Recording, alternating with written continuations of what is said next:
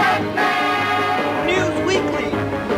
What's going on, everybody? Welcome back to Batman News Weekly. This is episode 144 in year 3, and this week is going to be interesting because we have so many topics, juicy topics, if I might add. I do want to point out there are going to be no comic reviews on this podcast because me and Clay have kind of been talking about it.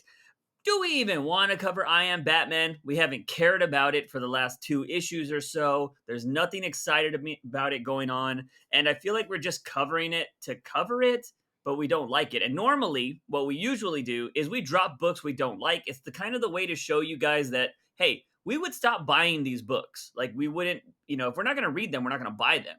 And that's just kind of how our way to tell you that's kind of going on. But this is a podcast where we cover everything Batman, so that's not going to include us covering every single title because sometimes, they're not worth covering because they're just so bad.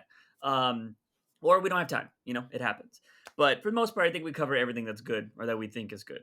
But yeah, so there's not going to be no reviews. We said this in Discord. If there are going to be times in the future where we don't have reviews, what would you guys prefer? Would you prefer us not to do reviews at all? Would you prefer us to review old comic books because there's so many old Batman comic books we could recover? Or should we recover like a movie or something that we've never covered on the show? So let us know your thoughts, whether that be in the Discord or in the comment section or even on Twitter, because that is a new thing that we're trying out this week. Clay asked some questions on Twitter. So you can let Clay or me know on Twitter as well if you think what we should do if there are no reviews for a week. So, yeah, Clay, anything to add to that? Yeah, no, I think that, you said it best. We try to give everything a chance. We have had the opportunity, and we will always thank that opportunity to read books a little early. Some are, usually we're excited about. I know there's one in 2 weeks that Juice has really been There's wanting to one get next to. week that I'm really upset about. Yes, next week. Yes. Next week he is upset about it. But in 2 weeks he's going to be really excited about a book, and then immediately after that, we can't get too much into that one. I'm super excited about that one book though that I texted you about last night. I was like, "Oh my god!" Yeah, like I'm super excited for that. But yeah, so we threw this out there because we've talked about this prior to this podcast that if we're on the fence with Zdarsky, man. He's had 2 Batman runs that are not the main Batman title, and we haven't liked them. And then if he's going to start giving us bad Batman monthly, are we going to continue to cover it? You know what I mean? Some people were like, dude, you didn't even drop Tynan's run. And I'm like, true, we didn't drop that run at all. But we did have that bi-weekly. So we had more hope, I think. Now, have we confirmed that Chip's run is only going to be monthly? I would be surprised if it was bi-weekly. We'll find out in 2 weeks. Yeah, I mean, I guess we will. Our contact is pretty lively on updating that for us, and so we will learn fairly quickly if we will see Chip doing a monthly book or if he will do bi-monthly. So I am eager to see. We've had a small discussion on a certain book. Yes. And we have kind of the same thoughts, but opposing thoughts also. So I think it's going to be an interesting discussion. Yeah. I'm really eager to see what our listeners have to say about it. I think it will be very 50-50, I think. Yeah. Yeah. And for those that listen to us, you probably know what we're talking about already, which leads into the first topic I want to talk about. Our main topic is going to be the Joker 2 news that came out this week. If you think this is deja vu, we talked about Joker 2 last week because it was the announcement. This week, there is the possible Harley casting and just plot of the movie or what the movie's going to be about, which is insane. But I wanted to open this podcast with an article that came out from Bleeding Cool. We've mentioned this before. Bleeding Cool, very hit or miss at times. But they have usually been correct when it comes to big comic news, like Tom King leaving Batman and also Black Batman. And I think the cancellation of 5G I think they were also a part of that. I could be Yes. wrong. But so when it comes to comic stuff, they're usually pretty good as a source. But there was this article that came out about the future of Catwoman and Valmont, which is the Wish Ghostmaker, as Clay says. And if you were in the Discord, you know how I felt about that article.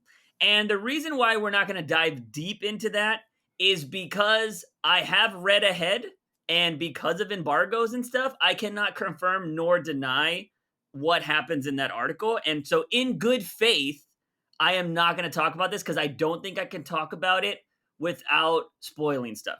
And I don't Yes. think that's fair to listeners. And I obviously we don't want to destroy connections with our person that gets us the books. So we will talk about that in the future to see what is real and what is not, because you can't always believe all these articles. But there are things that we definitely will be talking about in the future. So I'm not going to talk about that. But the biggest thing, I don't know. Should we do the little things and build up to Joker? And we have to talk about Ezra Miller this week, or should we just talk about that now? Let's go ahead and get it done with. Okay. So Juice, go ahead and we've been talking about this since the Hawaii stuff, right? It's weird, yeah. So what's going on here is I woke up this morning and I saw hashtag Ezra Miller. I was like, it's probably just some stupid shit. Yesterday, so quick rundown: Ezra Miller's been going kind of crazy this year, I should just say. He's had plenty of incidents in Hawaii, getting on a karaoke stage and yelling at some woman.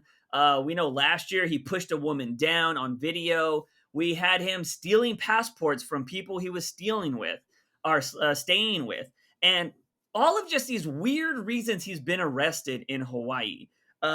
Apparently, one of them was over NFTs or crypto or some crap like that. And Yeah. I'm just like, what is going on? Well, the latest stuff is that he is on the run, apparently, with a 18-year-old girl that he's known for a really long time. Somebody said that the 18-year-old girl was like, my parents are crazy, and I'm a grown person and I can do whatever I want. Now, granted, 18-year-olds in America have that right. They don't have to live under their parents. They don't have to listen to their parents. That's kind of what happens.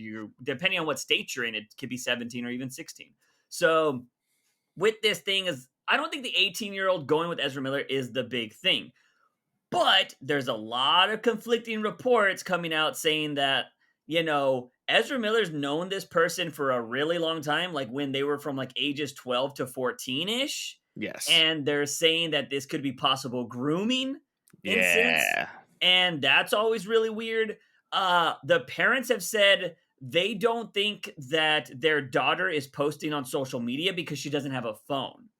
So that is pretty interesting. But Ezra Miller has money, so he could just buy her a phone. So I don't want to put too much weight on that. You know what I mean? Because people buy burner phones all the time as well.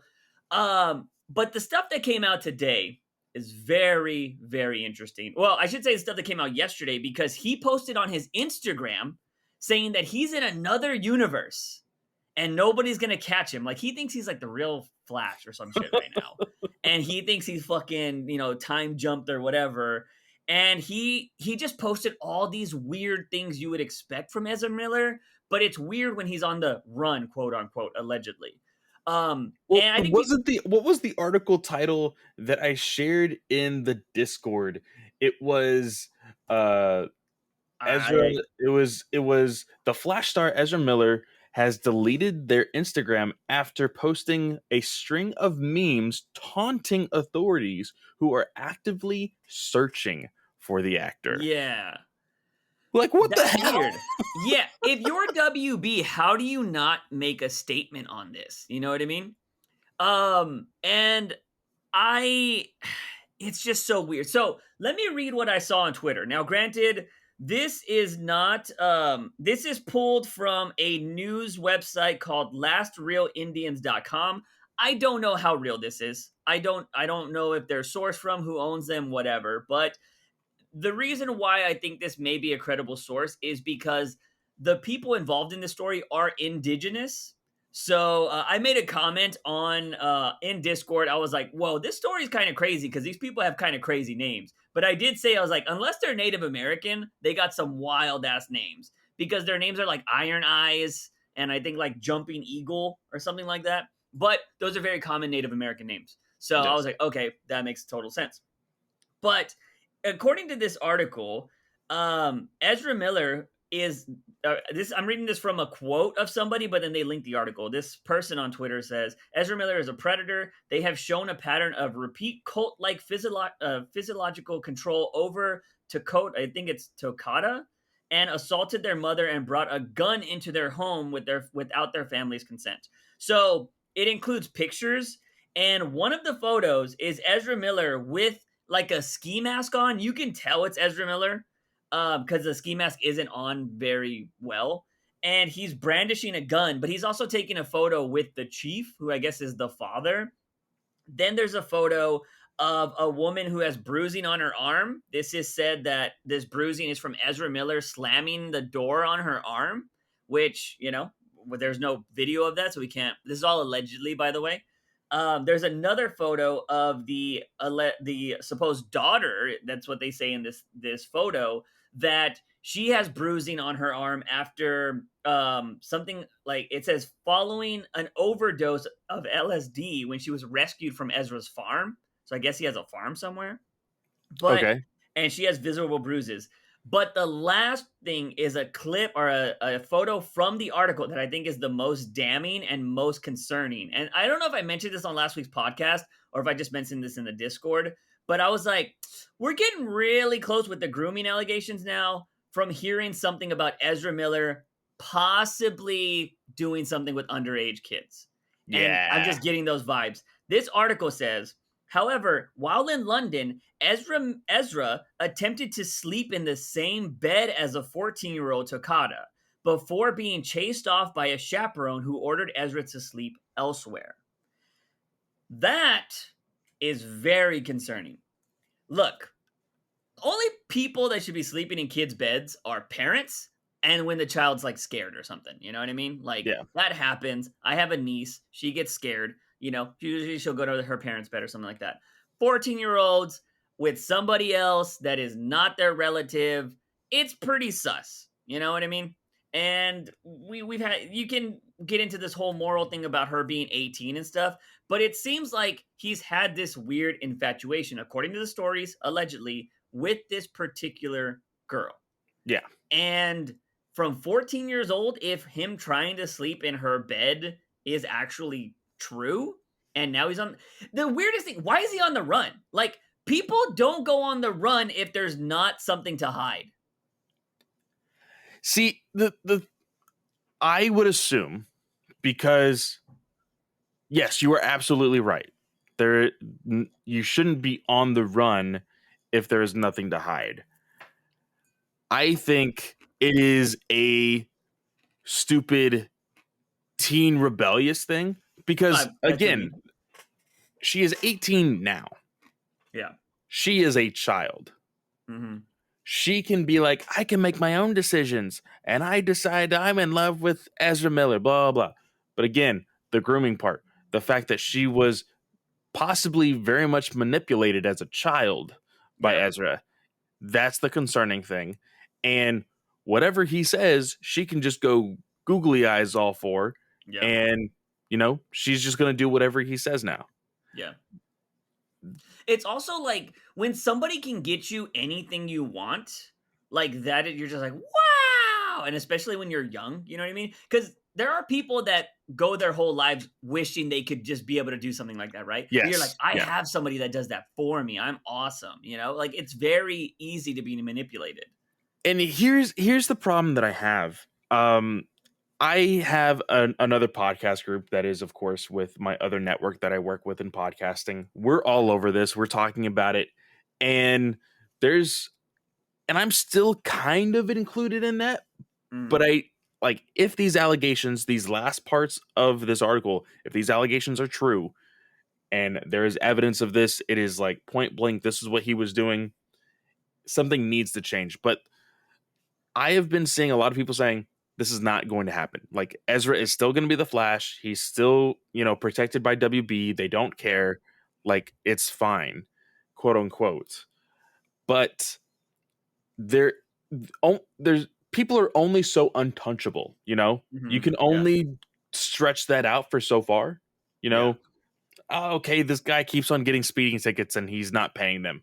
Whatever. You know, he's gonna get this huge paycheck from WB and then he can pay them all off. Like, this is very concerning, especially in a medium that is centered, and I know that people hate this phrase, centered around children. These are Yeah. superheroes. These are your key audience is anywhere from the ages of like 7 and freaking 17. Like you have Yeah. a 10-year large audience that you are really trying to be like, hey, these movies are for you. Yeah. Yeah, you don't want your superhero being somebody that grooms kids. You know what I Yeah. mean? And here's the thing. I think a lot of people, and it's unfortunate timing, a lot of people are like, look what happened with Johnny Depp and Amber Heard. Look what happened with them. Like, you gotta wait until it happens in the court of law. This is a very, very different situation. Amber Heard was in her 20s when she met Johnny Depp and they got married. Johnny Depp, 45. I'm not somebody that likes to argue age or anything like that because I think we're human species are very different. I don't think age is a big thing, but we do have laws in set. I don't think anybody over 18, or that's weird when you get into 18 and 17-year-olds because, like, you know, people in high school date. That's I think is fine. But when you're like 20 something dating a 16 or 17-year-old, that's fucking weird. That shouldn't be happening. But if you're like 20 something dating something for a 40-year-old, there shouldn't be any issues there. But the thing is, too, is there was no grooming allegations to Amber Heard. Like Johnny Depp wasn't like, hey, you know, you're 14 now, but when you become 18, how about you come talk to me? You know what I mean? And it's coming out a lot. I think this maybe it's because of the Me Too stuff that happened years ago, but there's a lot of instances of grooming coming out from a lot of celebrities. This is like the new thing to do. People talk to like actresses and stuff when they're really young, and then when they're 18 they just so happen to start hanging out with particular people. The chick that there's rumors of it happening with, I think it was like a producer or something from like iCarly or Nickelodeon, is dating what's her or married what's her face, the Jade from Victorious. I think there's a big age difference there, if I'm Oh, not mistaken. I really? could be wrong, but there was like grooming allegations there because he was working on the show and stuff when she was younger. Feel free to fact check me. Wow. I want to say that that is true, but again, I'm not. I don't have the article pulled up, but I want to say I've read that before. A lot of people say that it's a big thing that Drake does because he just so happens to hang out with a lot of 18-year-olds. Yeah, that's You know, I've been um, seeing, unfortunately, people like really like, and of course, unfortunately, people meme the shit out of this stuff on TikTok, yeah, on Instagram, on whatever.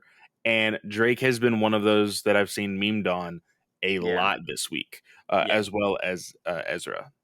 His is really weird because he's like at the 18 birthday party of a lot of like supermodels and stuff, and that's just like, bruh. And he's also Millie Bobby Brown came out and said she was really friends with Drake when she was like in her 14 and 16 years of age and stuff. I'm like, Yeah, why is Drake hanging out with teenagers? Like, you know what I yeah. mean? Like that's just it's different if you work with somebody, but Drake is not on Stranger Things. Drake is not in Godzilla. Like, you know what I mean? It's just odd in my opinion. But doesn't mean that you can't be around these types of people. It's just weird. You know what I mean? It looks weird, but if you had a legitimate explanation, then okay. But with Ezra going on here, it's just been spiraling, man. Like, I was gonna ask you, at what point do you think WB has to pull the plug? Like, not this like or everybody will forget about it by next summer. Everybody will forget about it. It's fine. Everything's fine. Like, what time do you have to be like, no, we're cutting ties, we're making announcements, we're changing things up, and it has to be very vocal. At what point? legitimately, this girl needs to die. That's when they'll change it.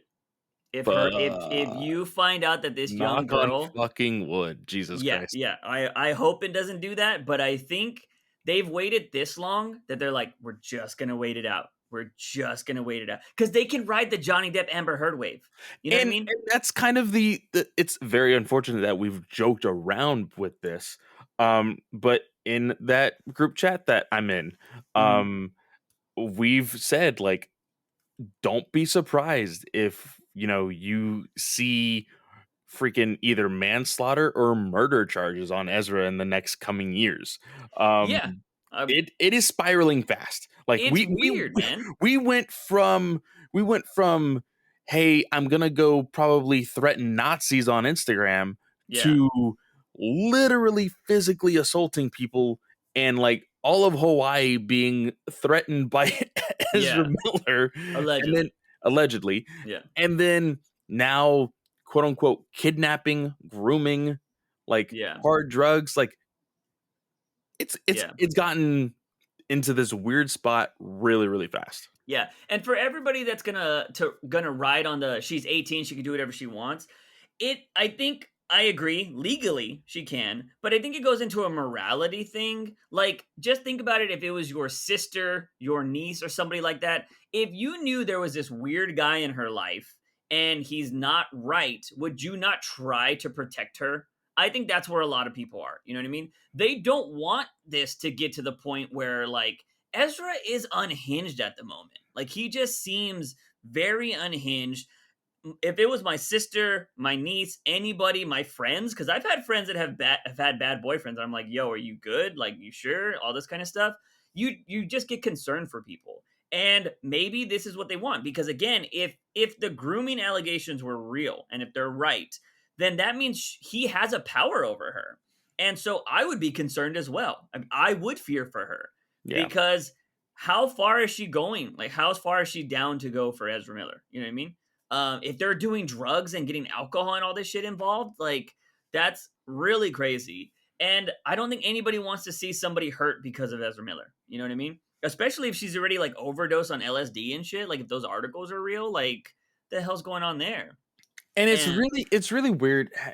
Have you read some of these articles where she is calling him her comrade? Like it's not her friend, Ezra. I It's haven't her read that. No, comrade. Yeah, she does not call him a or they a friend. that's weird. They say comrade, and I'm like, are y'all in like a war or something? Like what? Yeah. Like why the phrasing? Well, Ezra Miller gives me the vibe of being the extreme, like you know how like the far right have the people showing up in U-Hauls right now to go mess up pride parades. Jesus Christ, yeah. Ezra Miller could be the far left version of that. Like I get that kind of vibe. Like he's willing to cause violence against people that aren't sticking up for LGBT or that kind of jazz. Yeah. Because there's bad people on both sides. Like a lot of people don't Yes. talk about There are. that, but there are. And Ezra Miller could be of that mindset because there are people out there that think like, no, we need to be crazier. We need to do more shit to get our voice out there. And I'm just like, bruh. And again, it's very easy. Well, he's a celebrity, so it wouldn't matter. Ezra Miller could easily get weapons and firearms if he wanted to. It's not hard in America, anyways. But like, he could probably get even more shit because he's famous. You know what I mean? Yeah. If he wants to get this person a gun, get them a gun. Like, I am just very concerned about what's going on with Ezra Miller as a company, optics wise. Even if these rumors were coming out, like it's different for the Johnny Depp stuff because I'm like, those are two adults. Like shit happens, let them handle it on court. This is a kid, an 18-year-old. But the allegation started before she was 18. And if there were instances of this, I'd be like, bro, like let's just Well, bring in. and that is why I bring up the what had happened today, or that what is dropping today. A separate family Mhm. is getting granted a basically restraining order against Ezra Miller. Yeah. And This this isn't is, the Tokata kid? from what I am seeing, it is They not don't give out minors names. So exactly. okay. So it may be somebody different. Because We can't confirm that. the first part of the article is talking about everything that is currently happening with the Takata individual, Yeah. and then it goes into a conversation of, oh, we spoke to a 12-year-old, their parents, and their neighbors about Mhm. this certain incident. and they were very vague on details just because to protect the individual's Yeah. identity. But like, if they are getting granted this, Yeah. it is showing that the public is seeing, hey, this individual is doing things that the entire world is seeing and Yeah. saying, hey, we need to protect these people. Yeah. Yeah. It's I would have cut ties already. To be honest. If it was me. Because DC has a built-in replacement already. Yeah. Look, and the thing is, I would cut ties way earlier because you already know it's gonna be a year out before this movie happens. So you would just tell everybody, look, we're gonna reshoot every single Flash scene that has a close-up of Ezra. If we can replace his actually, I would reshoot everything that has Ezra because we already know what happens when you just try to digitally alter something. You get Henry Cavill's weird face. Ugh, So I yeah. wouldn't do that. So I would just body double everything, green screen him out, do all that kind of jazz. But you would just have to film his parts, and then hopefully there's enough of the movie that doesn't focus on Ezra, like close ups and all this kind of stuff, and you can just like leave that in there, you know. Um, but I would the faster you take him out of the movie, the easier it'll be to replace him. You know what I mean? But if they wait until like December and they're like, okay, we're gonna have to take him out and we have to reshoot everything, that movie's not coming out in June or March or whenever the hell it's supposed to come out. Yeah. And it's funny, I saw a tweet saying Ezra Miller is doing everything in his power to make us sure we never see this Flash movie. It is uh, so weird. Like, again, I wonder if they would just literally just say, hey, we're there's not gonna, because how do you promote this movie? How? How do you yeah, promote this movie? You have Keaton. Yes, he's going to be a big draw in this movie. I think that they're going to use him from now, especially for yeah, most of the promotion. yeah, Okay. Well, he doesn't know a damn thing. And even Keaton, like the actor Keaton, yeah, doesn't know much about like multiverse and multiverse theory and like how this is supposed to be in the greater DCEU. He doesn't care about that. no, The only thing he cares is I'm Batman. Like that's all he cares about. yeah, And he's getting that paycheck for it. mm-hmm. You And can't probably a big one. you can't put Sasha Kaye as the face of your press tour Yeah, because like she's not supposed to be the main character in this. She may be a supporting character and she may yeah, get credit for a supporting character, but like Ezra Miller is supposed to be the face of this movie, yeah. and I just don't know that this is a PR nightmare. I the way you save this film is you go into it letting people know that Ezra Miller is going to be replaced. It's unfortunate, right? Because you're going to have to spoil the movie. You say that Ezra Miller is going to get replaced, and you just bring in Grant Gustin, man. You need a clean boy. That's what you need right now. You need the cleanest boy to come in here and replace Ezra. Everybody loves Grant Gustin. They don't love the Flash show, but they love Grant Gustin, you know? And just bring him in and be like, he's replacing the Flash. We've already shown this happen on the show. It might bring some buzz to the final season of the Flash. And then bam, again, you have the Flash show end with him running into the Speed Force and he just shows up in this timeline. You know what I mean? Like, could you imagine that? Like, give it the reboot treatment. Like, for those of you that don't know the show Reboot, spoilers, they die at the end. Like, I've never seen a show like that. It was fucking wild when, as I grew up, I realized, like, oh, reboot means to restart everything in your computer. And they were in the computer. They died. Like, and I was wondering why they were running away from a white void at the end of that show. And I'm just like, so you do that with the Flash. Like, just make it a catastrophic event. Like, everybody's going to die and the Flash can't do anything. And you have freaking Iris be like, just go. Like, save the world. Go to a different time. Like, you can't save anybody here. Like, I love you. Fucking, if you want to end with the "We Are the Flash" line just to troll everybody, do it. But then have him run into the Speed Force and try to change something. But he ends up in this world, and that's kind of, you can go with that. You know what I mean? So And real like, quick, I was able to look at a different website that was uh-huh, basically just regurgitating everything from the Daily Beast, since they have like this weird ad blocker that, like, yeah, not an ad blocker, but I can't read the article unless I subscribe. yeah, So I'm actually looking at CBR. they are stating that it is a different child from Takata. Uh, Okay. and they said this happened on February 2nd. So the neighbor stated that on February 2nd, Miller wore a bulletproof vest and was armed with which the neighbor did not discover until later when The Miller hell? seemingly threatened them.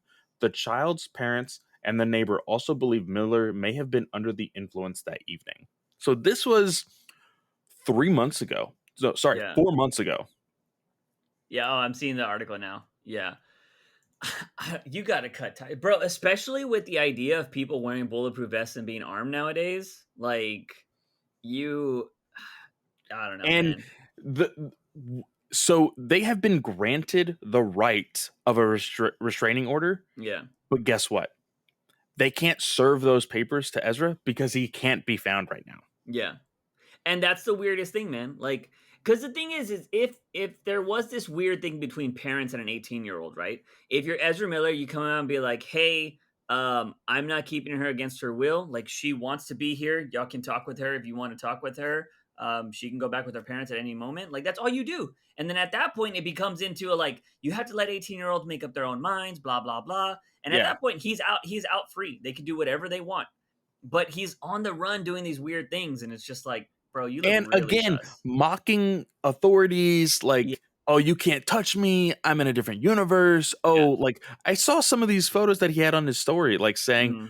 oh, when I said that I was really nice, but what I should have said was, why are you in my face? Or like some Yeah, it really was weird weird, things. bro. I'm like, what the hell? You can find the photos online if y'all wanna see these. They're out there. But the Um, one thing that this reminds me of, it happened earlier this year, or even actually, I think it was late last year, and then going into this year, the disappearing of that girl in Florida. mhm. How Which they were one? like, I can't remember her name, unfortunately. They were on a like, uh, a The uh, YouTuber? was The she a YouTuber girl? YouTuber? The one where the guy killed her in the mountains Yes, or whatever? Yeah, Gabby yes, Petito. yeah, that My one. friend blew up on YouTube because of that case. Nice. Yeah, Uh, but like the whole idea of like, oh, she was in this relationship until she finally realized, oh, this is a yeah, very bad relationship, and then it killed her. yeah, yeah, Like, what's going to happen with this Takata chick? You know? yeah. It's definitely worrisome, and we'll just have to wait and see. I think we've spent enough time on it. But yeah, I just feel like there's a lot of warning signs there, and a lot of people will be like, he's a grown man, he can do whatever he wants. But like, right now we're currently in this big discussion of like, we need to start having red flag laws for people because there's a lot of these school shooters and stuff that are having these instances where they should be looked at and nobody's paying attention. They're like, they're kids. Like, what are you gonna do?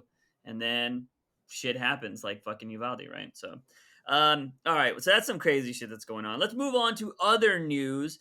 Speaking of Keaton, which is what we mentioned that's happening in the Flash, Clay sent me a rumor, and I don't know where you got this source from. I already forgot that it's a rumor that Michael Keaton's gonna be in Aquaman. Yes. So the rumor is that Keaton is going to be in the end of Aquaman 2. Whether that be before or after the credits, it seems that Keaton is going to be making an appearance in Aquaman 2. Yeah. And I shared this idea with some friends of mine that were having this discussion. This can only make sense for one reason, Hmm. possibly two, but it makes it harder for the second one. But the one that is just very blatantly staring at us is that the end of Aquaman 2 is actually timeline wise at the end of The Flash. Hmm. Because in my mind, Keaton's first appearance in the DCEU will Yeah, be in The Flash. That's it should that's be. what like makes sense to me as a audience, going into a movie not knowing that Keaton is going to be making an appearance and then boom he just shows up. Like, Yeah, oh shit. I would assume that he is going to be in The Flash. And yeah, then we what we get from Aquaman 2 will be the tease of like, oh shit, then this is clearly connected to the next DC movie that's coming out, which is going to be The Flash, right? yeah. So That's my first theory. My second theory makes it a little bit more complicated, which is in the how not I guess it would, yeah, it would be pre-crisis, end of like the Hmm. first crisis, the crisis on Infinite Earths. Yeah. There was a the Flash of Two Worlds comic, Hmm. and this works with a Flash character because of the fact of time travel and blah blah blah. This introduced the idea of the multiverse Yeah. in the DCEU. Currently, they have not teased anything with the multiverse, from my knowledge. Because even the stuff with Zack Snyder's Justice League, I think the multiverse word Hmm. phrasing was probably dropped maybe once. And the idea of that is because Darkseid lives outside of the multiverse. There is only one Darkseid, and he Yeah. lives outside of it. And that's probably why it was name dropped. Now, here, I could see an outside source basically plucking Keaton and throwing him into the DCEU because we have heard rumors that Keaton himself, Batman 89, Hmm. is our first tease at a future crisis moving forward. And he could possibly be like, hey, what am I doing here? Who are you? Who the hell is Aquaman? Whatever Yeah. in Aquaman 2, and that's how he is introduced to Barry by Aquaman. Maybe Aquaman makes an appearance in the Flash. Like I could see that happening too, but that one makes it a little bit more complicated because then you have to have a lot of explanation in the Flash, you Yeah. know? Yeah. Yeah, it's gonna be very interesting to see what happens. That was just so them pushing it back. I knew there was gonna be problems, but the rumor of him being the Nick Fury of the DCEU is definitely seems like it's coming true if he's gonna be in all of these movies. Um, because we might even get Batgirl before Flash. Like that's a possibility. Yeah. So yeah, I don't know, man. That's really weird when you told me that. I was just like, all right. That I don't know. If it's after credit scenes, I don't think it'll be that bad. And I think that's the only way you can really fit him in there. But I think it will be something to get people excited for the Flash movie though. Yeah. But how you connect them is yeah, that'll be the interesting thing. Hey, real Because quick, Mhm. I just got this notification. This is happening literally live while we're recording. Okay. Um, Tim Sale has passed away. No way. That fucking sucks. Who said it, Jim Lee or what? This is uh I believe That's 66. the Fuck. Twitter account of Tim Sale. It is now um changed their name to uh, Remembering Tim Sale. And it says Yeah. here, it is with heavy sadness that I must announce that Tim Sale passed away today. He passed with love of it, he passed with the love of his life beside him. He loves all of you very much. Please share photos and stories under this post as we hope to share them with the community.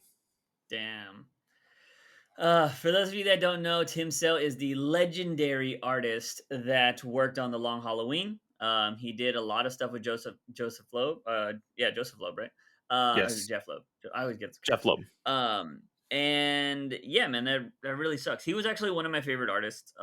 Because of it was one of the first Batman series that I read. So I was just like, I really love this art. The place I shop for comics and Clay actually worked at for a while, it had a Tim Sale variant for one of the Batman books, if I'm not mistaken, at one point, right? Yeah, Yeah, they had a custom one. I don't think I own that. I think I passed on it, but knowing them, that's gonna skyrocket today or something like that. yeah.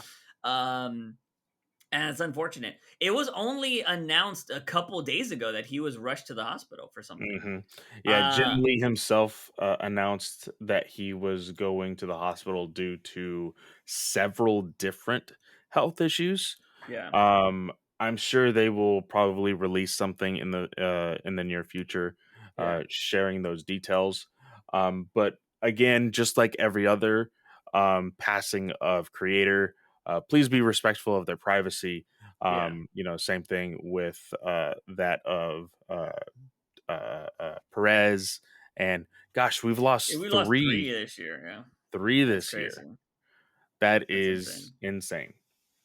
But yeah, just Yeah, wanted to and share that yeah, unfortunately, but, it was actually just this last year that, Juice convinced me to, like, "Hey, give Long Halloween a chance," because I was yeah, one that didn't like his art, and then I gave it a chance, and his style really did make sense for that story, and, you know, uh, I just feel very sad for the family and hope for the best for them.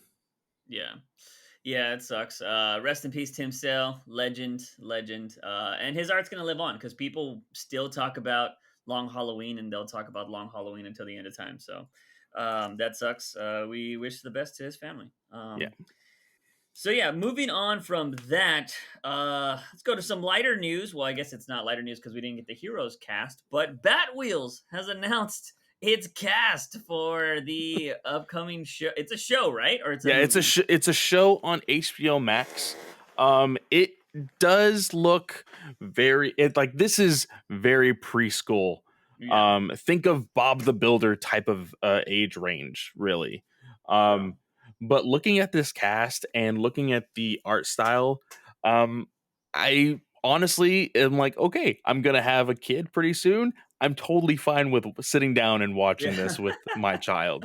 Yeah. Um, so uh I think I sent you the text message. Yeah. It was an Instagram post that had them on there. Uh and I'm actually opening it now. I do not recognize this name for uh what's They his have name? some For the random Joker. characters too. Yeah. Yeah, I don't know that person either. I'm not good with voice actors' names, to be honest. I But oh shoot, what is her? Gina Rodrigo from Jane the Virgin on CW. She's going to be Oh, Catwoman. oh Uh nice. yeah. Latina Catwoman, let's go. Yeah.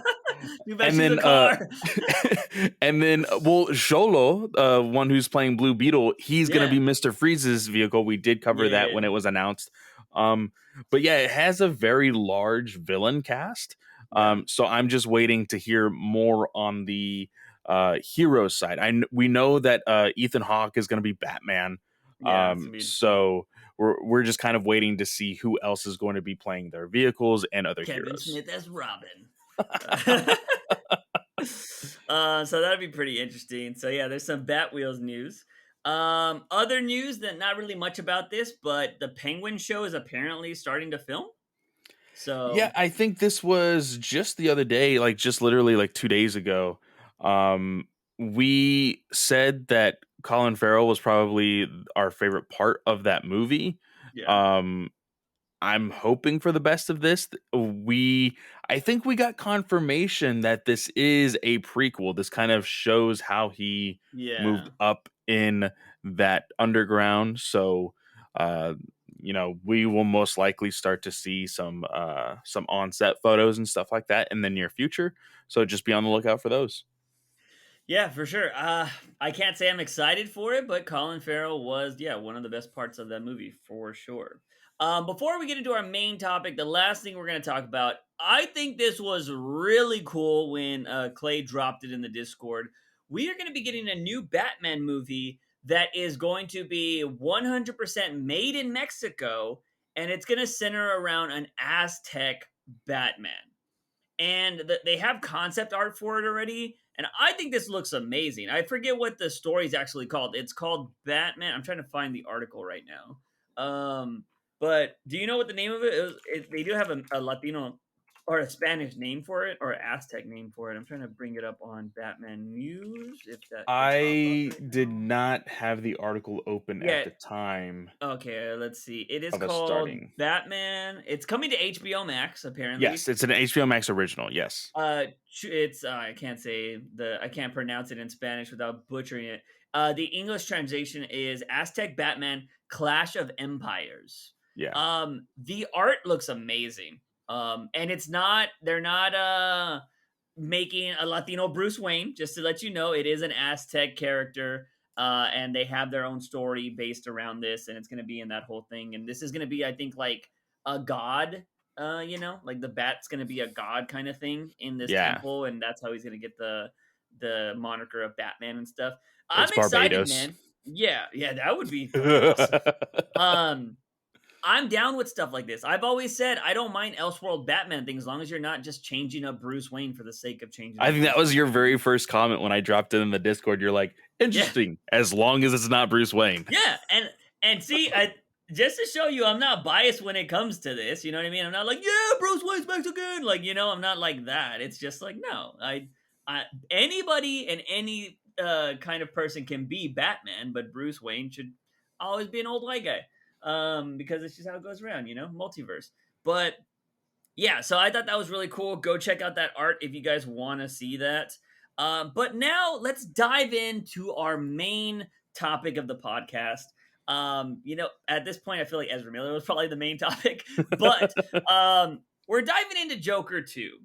And this is very interesting. Clay's already talked about this on this podcast. I have not really given my thoughts on this, so I'm going to let Clay talk about this first. But the main gist of this is Joker 2. Things came out. First, it came out that Lady Gaga might be playing Harley Quinn, which last week we didn't know what the title meant. A lot of people were assuming Harley Quinn, but we just didn't know what this meant, right? We thought maybe it could be two Jokers. It could be like Joker facing an imposter Joker, which I thought would be kind of cool. But now it does seem like they may be going down the Harley Quinn road, who will be played by Lady Gaga. So that right there already got some people being like, huh?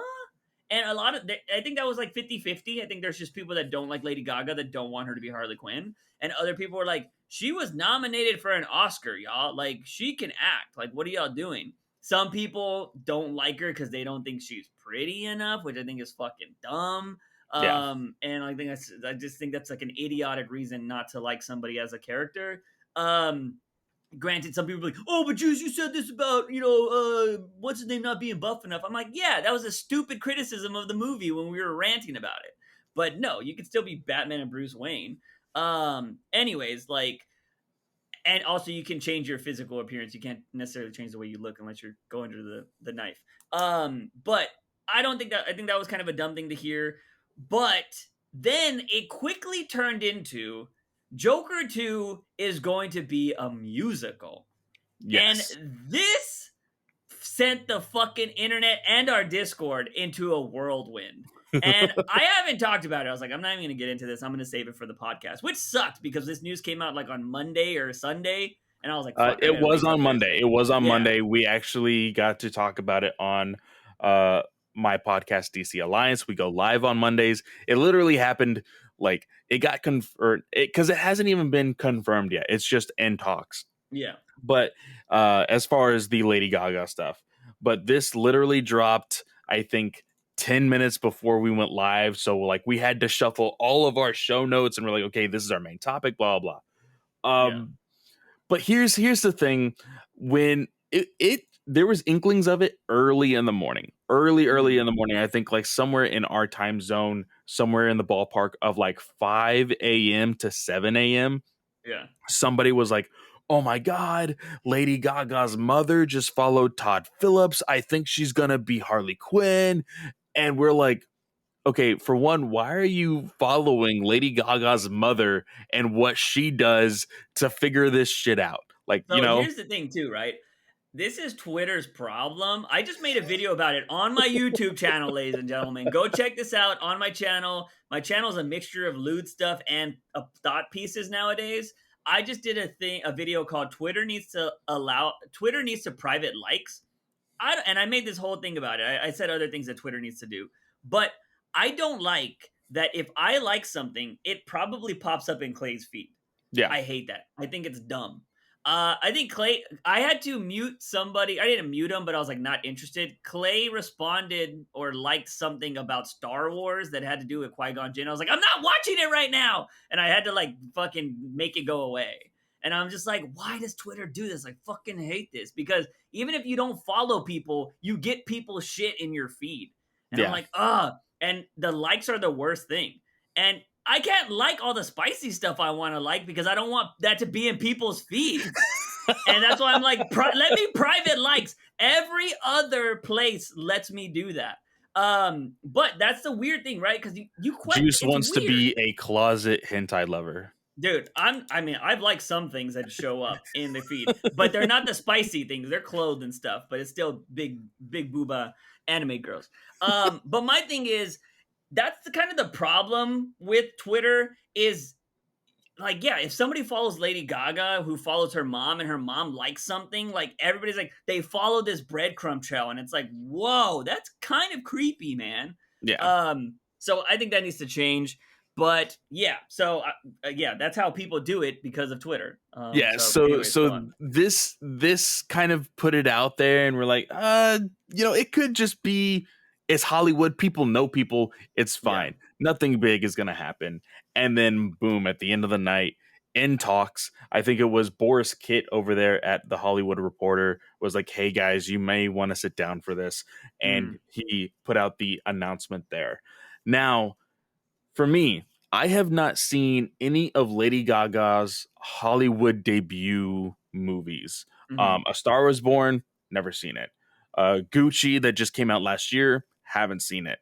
Uh, I don't know if she's done any voice work or anything for animated movies, probably haven't seen them. hmm I understand that she is a breakout star. Like, Yeah. she is doing great things in Hollywood. I understand that. I have nothing against her being Harley Quinn. Now, you said something, and somebody on my podcast group chat said something. This is going to be the La La Land of DC Comics, of WB, whatever. Yeah. And I said, you can't say that. Like, you can't automatically assume it's gonna be La La Land, because let's be completely clear. There are some good musicals. A majority are not amazing, you know? hmm Like, Yeah. you could just throw some stuff out there and be like, Mamma Mia, okay. That's a lot of people's cup of tea. There's Mamma Mia 1 and 2. It has a following. Cool. I didn't know this. Matilda from our childhood, that hmm is getting a Netflix adaptation Yeah. into a musical. Yeah. Yeah. I saw that. I literally saw that I today. I thought it was just going to be a regular movie. I saw it, like, I was like, "Oh man, really excited for this." And then the very next advertisement, I saw it was a musical, and I was like, "Oh, that kind of dampers my expectations on this." I prefer it to be a musical because I don't think you should ruin Matilda. Matilda's a classic. You don't fuck with Matilda. True. True. So So that do an that is a alternate way of version music. keeping, yeah, it keeps kind of the Yeah. sacredness of the original movie. hmm Uh It's like Back so to the Future. You don't make another Back to the Future. You don't true. touch that. Very So true. yeah. So I Sorry. said in my thoughts, I could see Gaga being Harley Quinn, hmm or I said I could see one, but I could not see both. And my host was like, "What do you mean?" I can see Gaga as Harley Quinn. I cannot see her as Harley Quinn and it being a musical. It needs to be either one or the other. hmm He's like, "What do you mean? Why'd you say It's that?" such an odd thing to think. So I'm curious. Well, the reason for me saying this is I understand that Gaga is a great music writer. hmm She writes a lot of her own music, but I cannot trust in the studio hmm and just this director, Todd Phillips. hmm He made a great movie. We cannot deny that. We saw the movie like 3 or 4 times in theaters. Yeah. We know that it was a good movie. We put in a small chunk of, the $1 billion that it made. hmm But I can't necessarily say, oh, Phillips is going to make a La La Land, because I don't know any other movie that Phillips has made other than Joker. You know? So, okay, are you done Yeah, yet? yeah, Or yeah. okay, so here's why I say you can say that. One, Phillips has proven that he is a versatile director because you want to know what the other movie he made? Fucking Hangover. That's the other movie he made. All three or just the Hangover. first one? He made the first one. That's all that matters. Yeah. The other two, I don't care. I never watched those. But he made Hangover, and he went to something like Joker, and I was just like, bruh, like that's a big change. So that shows versatility, right? Because a lot of people in Hollywood would tell you it's harder to make a comedy that's good than it is to make a drama that's good. in my opinion. Because it's hard to make people laugh and get people entertained that way. You know what I mean? A drama is just, you just got to make shit dramatic. You know what I mean? So I see versatility in the direction already. But the reason why I think it's so easy to, and I use La La Land as a comparison because La La Land was a musical that got a lot of people to watch a musical, right? Like a lot of people hear musical and they're like, no, like the Drews of the world, right? Like he was like, no. Granted, he did clarify he likes musicals. He just doesn't want to see this, or he's not into this particular idea. But like there are a lot of people that do get turned off by the term musical. But when and like I said, La La Land is one that everybody was like, oh man. Like when I saw La La Land, I was like, what the Which fuck? This is I really have good. not seen La La Land. I don't know You if I haven't? stated that. Okay. So you need to see La La Land, and the reason why is you will see how well they integrate the music into the movie. And I Okay. think a lot of times, a lot of musicals are just like they say a thing and then they're like da da da da da da da, da. Like they just go into it and you're just like, what the, why the fuck did they just start dancing? Yeah. But like La La Land, like there's moments where they go to like the Griffith Observatory in Hollywood or whatever, and they're having like this conversation and they start dancing and they start floating into the fucking space and sky and shit. And it looks really gorgeous. And I'm just like, what the fuck? And just the way that music was incorporated into that movie makes it really good. The one thing about Joker, what is one of the things Joker won an Oscar for? Music. It was music. Yeah. It blew people away. I was listening to that soundtrack for months after the movie came out because it was so good. What are two of the most iconic scenes in the Joker that everybody talks about? The The bathroom stairway scene scene and the and the stairway bathroom scene. scene. Yeah. What happens in both of those? Music. He Dancing. dances. Yeah. So you could easily say, like, just imagine those scenes, but more And don't get choreographed. me wrong. Don't get me wrong. Because one other thing that I said that I think is a very good play on what they could do with this film is where did we end the film of Joker? Where does it end? In Arkham It Asylum. it ends in Arkham Asylum.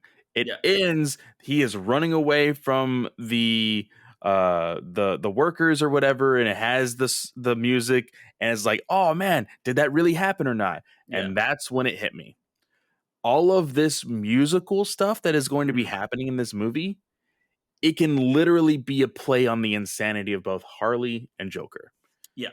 This is Yeah. where you can literally have your gritty, dark, serious mental health story, and then all the wackiness, boom, it's all in their head. It Yeah. may not even be real. Yeah. Yeah, I agree. So moving on, because I got two more points I want to make, is Lady Gaga. For people that do not think that she can't be Harley Quinn or whatever, I'm not gonna even argue the like if you think she's pretty enough or whatever, because I think it's just a dumb argument. But I have seen Lady Gaga in concert. Lady Gaga is one of the best fucking shows I've ever been to. I bought a GA ticket for that show, and I was like, all right, cool. This was when I was like, I think she had just came out with Art Pop, which was her album. I was into Lady Gaga for maybe less than a year. I actually did not like Lady Gaga when she first came onto the scene. I thought she was just some crazy, just rich white girl, which apparently she does have rich family, so I wasn't wrong. But I thought she was just trying to do this for publicity and she wasn't good. And then I started listening to her music and finding out that she wrote a lot of it and she does like choreography and all this kind of shit. I'm like, oh damn, she's genuinely an artist. Like, oh, Yeah. this is pretty cool. And I started like looking into her and seeing all this kind of stuff. I was like, okay, she's not just some random chick with money. And she has pipes, man. Like she can sing. Yes. And so I went to this show because I was like, all right, I want to go check out this show. And I have never been to a show. I've been to a couple of them. That's probably why they're my top shows. But she had this weird stage, right? Where like it curved into the general audience. It wasn't just a stage where you're all behind a fence and you're like, yeah, like rock bands do. No, Yeah. hers like curved and split into the general audience. So you could move around and you all kind of had a good view. And I was right next to one of the big pillars. And so like she would come up right there and I'd be like, oh my God. I've never seen somebody command a stage like Lady Gaga commands a stage. And she just like fucking made you feel like part of the show. And it was insane. She can sing like crazy. She can dance like crazy. She knows how to work with everybody around her that's dancing. And she just knows how to make you believe she's a star. And I think she would kill it as Harley Quinn, because she's already got the wild and crazy zany outfits and all that stuff as a Harley Quinn. So she And has that personality. this is how you get away with finally having the classic Harley Quinn costume. Yeah. Because again, it can literally be all in their head. This is how you can get away with Joaquin Phoenix wearing traditional classic Joker costumes. Yeah. Which Is will they do that? I'll be interested to see, you know. It'll be interesting, but I have to ask you this. Is this a love story or is this a mental health story? Why can't it be both?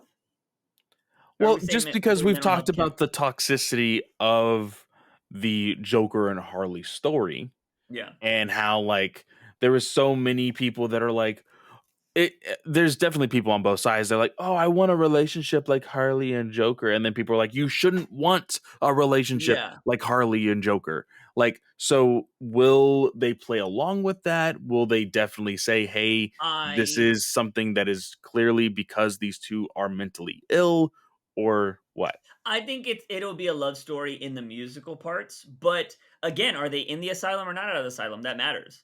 Because Yeah. I think if they're outside in the real world and they're not in the asylum and they're doing all this art, I think the real world stuff is toxic and the relationship is fantasized.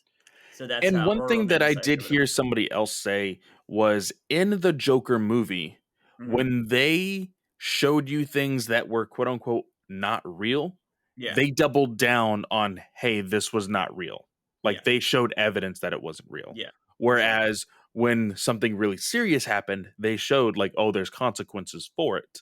Yeah, So I do think that they will keep that in the same realm. It's the same creators of this movie. So I think they will still do that to help the audience along with, hey, this can be a quote unquote love story, but know that it is not real. yeah. And so the last point I want to make about this is I'm going to read a tweet, but I think it goes with what I thought about this when I heard this news. This tweet says it's from Sage Hayden. Joker 2 as a musical is literally the most chaotic decision any movie studio has ever Yeah. made. Everyone who was excited for a sequel is mad. Everyone that thought a sequel was unnecessary is excited. Pure chaos. You love to see it. Now, here's the thing. Me and Clay have been on the boat of you do not need a sequel to Joker. We jumped ship when we were like, you do not need a Joker movie. Okay. We jumped the ship. We got a buoy. They saved us, and we're on that ship over there now. And we're like, you don't need a sequel. I could easily see myself jumping off the we don't need a Joker sequel onto the Joker musical ship. But here's the thing, I think the idea of a musical is fucking genius. And the reason why is, what did I say last week? Sequels hardly ever beat the first movie because Yeah. expectations are so high. You Yeah. think anybody could beat a drama? Like a Joker sequel cannot beat the drama of the first one because you're automatically going to expect crazy shit, right? Like that's the good thing about the first movie. I always bring up Deadpool. Nobody expected what happened in Deadpool because they're like, we've never got a Deadpool movie.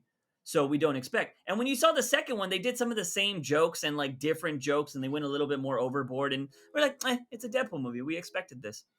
So with the Joker movie, you couldn't do another drama and be as good. But if you're like, hey, we're gonna do a fucking musical as a sequel, you're just like, what? So your expectations are like, well, some musicals suck. So if you make a banger of a musical now with the Joker, I think it can surpass the first movie. I think it can also, but the thing is, I still haven't jumped ship yet. Yeah. Um, I think I'm in because the water right now. because I'm on a I'm in a life I will tell vest. you this. As a kid, I loved Grease 2. Do you know Ooh. why? Motorcycles. Two. Yes, Oh yes. my You god, see I've that never heard reaction that right in there. my life. That reaction right there. It's literally just a story that surrounds this dude that is driving a freaking motorcycle, and that's like Mhm. the kicker for like this. That's the gimmick for the main character. Did you also like the Kid Rock movie with Ice Cube about motorcycles? No, no. But like there's other musicals out there that I can say, okay, I like those. Yeah. But I wanted to stay on this whole thing with Grease too. as a kid, it was all about the gimmick in the movie. I didn't care about the music. Now that I'm Mhm. older, I can understand, okay, this is what makes a good musical. Yeah. Honestly, I'm more of like a Broadway musical person rather than Mhm. a movie TV musical person. Yeah. So I want to see how this will go. And I will say this, it is hard to put lightning in a bottle twice. Yeah. Definitely. But this is a entirely different bottle now. Yeah. Making it a musical is an entirely different genre. Yeah. And let's be completely honest here. You had the uh very very controversial conversation on the first one of, oh, this is going to cause so many murders, like people are gonna go psycho over That this. was such a dumb we argument. we ha- in the theater that we go to, we don't Mhm. see any police officers, anybody, any No. authorities. That night we saw what, three, four Yeah. Yeah. in Yeah. there, It's kind of weird. and we were like, this is freaking insane. Yeah. Now Joker 2, you have an entirely different demographic. Yeah. And dude, theater kids and musical kids go hard. Not Like, only that, Lady Gaga is a yeah. huge voice for the LGBTQ Mhm. members. So that you have all of them jumping onto this ship of Joker 2. Yeah. This premiere for this movie is going to be big. Yeah. It's going to be massive. And It could be back to back $1 billion movies. I cannot deny that this soundtrack is going to fucking slap. Yeah. I can guarantee, I can almost want to put money down saying Lady Gaga is going to write a song named Mad Love. Yeah. I just want to see a musical version of a Joker killing spree. Can you imagine just like seeing people get murdered but in musical form? Like that's going to be awesome. Like I've had ideas of wanting to do that. I'm like, "Oh yeah, that'd be really cool." Cuz you can get really artsy with musical shit, right? Like Oh yeah, choreography of yeah. like spinning and stab stab stab and then fucking letting them spin around and then stab stab stab, you know what I mean? And like bang bang bang with guns and shit. Like you can do some crazy shit with a musical. I think if this movie also does well, we get a Joker 3 and I think Todd Phillips continues changing the genre. If that's the case, what do you think Joker 3 is? I have no fucking Right? idea. It's Like, so where do you weird. go? Where do you go? So it's drama, then it's musical. Yeah. Well, here's the thing. Wasn't it Phillips that made the comment, you can no longer make comedies anymore? What if his third one He is a comedy? yeah. He brings in the boys from the Hangover. It's just a Fuck. fucking Hangover 4. I think what you do is you go comedy, but like over the top comedy since he's the Joker. You know what I mean? Like kind of campy. Yeah. Like you go that route, or hear me out now. Kids movie. Can you imagine that? Like Pee Wee Because Herman? that Whoa, wait, like Pee Wee Herman style? maybe.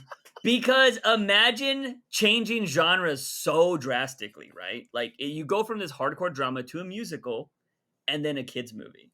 Like It you would film it definitely as a be, kids movie, but of course it's gonna have Joker elements. You know what yes, I it mean? would definitely be like the talk of the town. Yeah. Like it would definitely make noise, it would make buzz.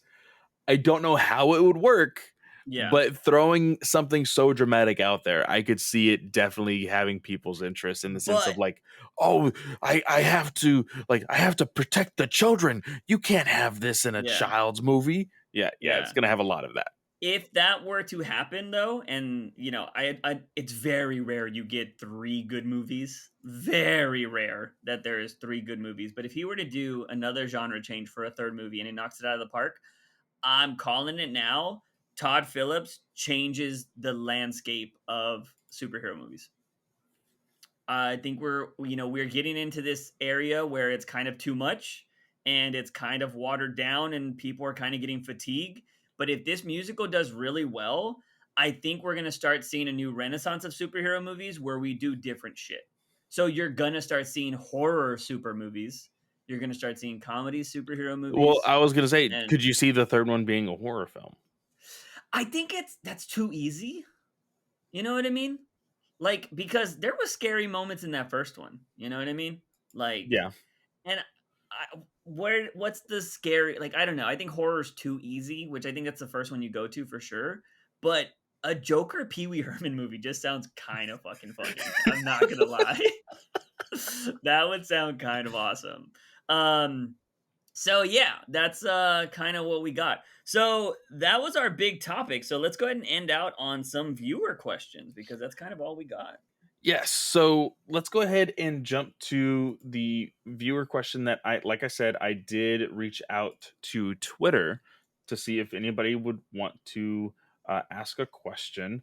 Now, this is from a listener of Batman News Weekly, Charlie, a really good friend of mine, Canadian. He Hmm. asks, if you could go back in time and watch any comic book movie or series for the first time again without any memory, Hmm. what would it be? Not including V for Vendetta and The Dark Knight. You said movies? Yeah. Okay, I was gonna say I was like comic books because I can tell you right away. My comic book answer is always just a cop out because it's Hush every time. Um, not V for Vendetta, which I think is the best comic book movie made. And he said that not the Dark Knight trilogy. Yeah. Oh, it would have to be. Oh fuck! I'm really trying to think. Okay, so I know a lot of people hear me. It's a mix between two. Okay. So I would love to have that feeling of seeing BVS again because the first time I've soured on the movie as I've went on, but the first time I saw BVS, I gave it like a 12 out of 10 because that Batman scene blew my fucking mind. I was like, that's the Batman I've always wanted. Oh my god! And so I would love to have that feeling again of just remembering how great that was for the first time. The other one is Avengers because the first time I saw that spinning scene where they were all together and it was like, dun, dun, dun, dun, fucking doing the Avengers theme, I was like, this is fucking awesome. This is what we've always wanted in films. Yeah. And so it would be one of those two because those emotions were great. I think for me, watching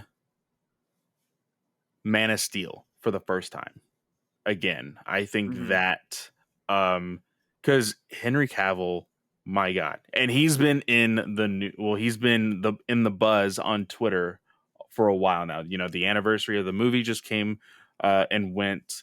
Superman Day came and went. People have been talking a lot about Henry coming back Hmm. as Superman, and the first time that I saw this man like go into the water and like save that giant oil rig and then like see him in the suit for the very first time Yeah. and fly for the very first time, I was like, holy shit. Like I've never seen a Superman like this before. Hmm. Uh, and just the goosebumps of that first flight scene and the music. Oh, Hans Zimmer, Jesus. Like hearing all of that for the first time would be amazing again. Yeah. Yeah, no, I definitely go with those. Those are some strong candidates. I'm trying to think, like, would I have picked anything in the Dark Knight trilogy? I don't even think I would have if I had the option. Although V for Vendetta is, I'm surprised they took that out. But yeah, that is my favorite. I My think favorite. honestly, if I were to see that moment in uh Batman Begins Hmm. again, like Which one? him, so I don't have to save you. That one. no, I it's one of two scenes. It's Hmm. either the first outing as Batman, Hmm. where he is like at the what are they, the train yard, Oh, like the containers? the containers, Yeah, I'm and Batman.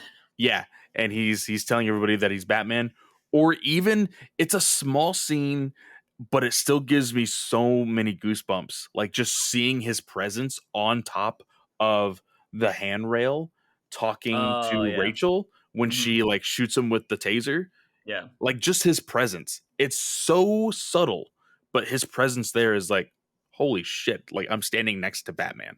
Yeah. Yeah, the only thing I would want to see again from The Dark Knight is the interrogation scene, you know? just that whole like scene is so Yes. good when he smashes him into the thing and he's like, "You have nothing on me." Like it's so good, dude. Like that's why I went to go see that movie like 4 times or whatever. Clay saw it like 50 billion. Yeah. Um but yeah, so I would go with that. So is that all we have on Twitter? By the way, guys, I don't know if Clay's going to start doing that each week. So if you guys have a Twitter, feel free to follow us both on Twitter, and he might start asking questions on there if that is your preferred platform. Yeah. So go check us out there. I think we have a couple on YouTube. We do have Yes. a couple on Discord as well now. Okay, so Raphael, avid listener, asks, perhaps you have already talked about this a lot, but why do you think DC does not bet on stories about couples? Um, I'm assuming this is a reference to Batcat, because I believe Raphael does follow me on Twitter. I've been kind of having some outbursts on Twitter Now, about. his continuation to this question is just more of a statement. He does say, "Been watching Juice's latest tweets about the See, future. there you I'm go. already thinking the worst that could happen with Batcat. It's not that surprising, but it's still very depressing." So, without getting into everything I want to say, I just think that DC has this weird mentality that Batman has to be a loner. And I don't understand. Like, I don't buy Batman because I'm like, yeah, I'm a dark and lone soul, and Batman needs to be a dark and lone soul, so I buy this fucking comic. No. I'm over here, I'm like, I want Batman banging Catwoman. Like, that's what I want. Like, you know what I mean? Like, I just don't understand it. And this is where DC is very disconnected from its audiences. Because if I was running DC, I would make it somebody's job to be like, hey, you know what your fucking job is? To find out what people are saying on the internet about us. Yeah, That's your fucking job. I want you to go to Reddit. I want you to go to the Catwoman subreddit and see what people say about Catwoman. And I want you to go find out what they're saying about Blue Beetle. And that's how I would crowdsource stuff, to see the people that actually take the time out of their day to talk about characters. I want to know what they're thinking, because those are going to be the first people to be like, this movie's fucking awesome or this movie's fucking terrible. You know what I mean? And so I would have somebody that would be your sole job. You work 8 hours a day, deep diving on this shit, compiling it in Excel spreadsheets, and then you send it to me so I can read it. Because if you go to the Catwoman subreddit, everybody wants Batcat there. yeah. Everybody. There's not one person that's like, I'm tired of Batcat. There are some people that are like, I wish they would do more, or I wish they would do this and that. And DC obviously doesn't read that shit. I wish we could see the sales numbers right now. I don't know if you have a way to find those out yet or anything like that. But I would love to see Tom King's comparisons over all of the other ones. Like, have other people been breaking 100,000? Because he was like up, I think at his highest point was like near like 150 or something, right? Like he was selling a lot. He was selling a lot. Um, I think the first 50 issues all sold over 100,000 I don't believe so. I think he was trailing that last few before near. 50. Oh, well, before I like the The first first 50. 50, he went 100, he went 85. Yeah. I Uh can understand after, because everybody got upset about 50 yeah. because of the wedding stuff, right? So I I would understand a actually have drop to double there. check. I would have to double check. I could Yeah, see possibly the first 50 making over 100,000 yeah. units sold. Um I think in current times the only individual that has done that is Scott, is Snyder. Yeah. That has reached those numbers before. I Mhm. would have to go back and double check. Maybe we can get a little bit of Post Tom King's run? With what? pre Tom King's run. Oh, yeah, I understand pre, because his Batman series was fucking phenomenal. Yeah. Well, before Gordon. But, yeah, I mean, like, after, because we now have Joshua Williamson. We've had Tynan for so long. And then I would love to see Zdarsky's when his comes out. But, because I think at one point, Tynan was still in the top 5, right, of books or something like that. But he was like maybe around like 60,000 units or something like that, something along I those think he lines. started with a good 90, 86, Mhm. and then you started trailing off to 75, 70, Yeah. 70, 69, giggity. Mhm. Um, you Yeah. know, he was trailing down on a downward spiral when he was ending his run. Yeah. And so I would like to see that because again, wouldn't you want to go with the numbers, right? I'm curious to see what's going to happen with issue 12. Which is that next week already?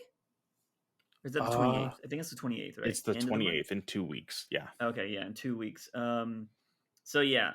Wait, does that is that literally when 25 come? No, cuz Killing Time and 125 come out on the same week. Well, So actually, no, no. So, uh, not next week, but the week after. Yeah, yeah, yeah. okay, yeah. The 28th, right? I think it's the Yeah. 28th because I think we're on 7, 14, 21. Yeah, yeah, yeah. So I would love to see that, but I just think that yeah, DC has this mentality that Batman can't be in love. And like I don't understand. We've had 80 years of the same fucking story. And you could just do I think you could do 80 years of him being with Catwoman, and they just do different things. They can have a falling out, they could have problems, all this kind of stuff. I would love to see a story where a Batman decision causes Catwoman to get upset at him, but that's not like she just does like you know how like all the family members have issues with him, like, oh, you're keeping them imprisoned here, like that's not cool, blah blah. I would love to see something like that happen with Catwoman, like that kind of story. But it's always like, oh no, they we're gonna separate them for a year and all this kind of stuff, and then they don't do anything with it. You know what I mean? That's my problem. And then they don't give like reasons and stuff, and I'm just like, oh, it's fucking annoying.